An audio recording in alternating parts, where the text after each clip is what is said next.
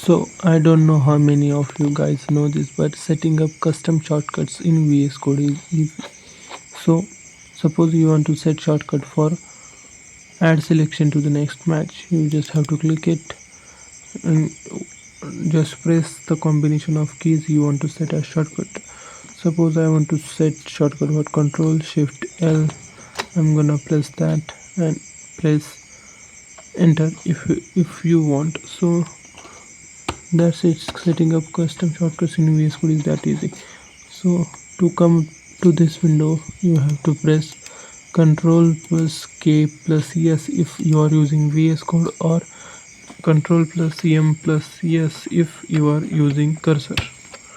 So you can set this many of shortcuts. You can see here it has this.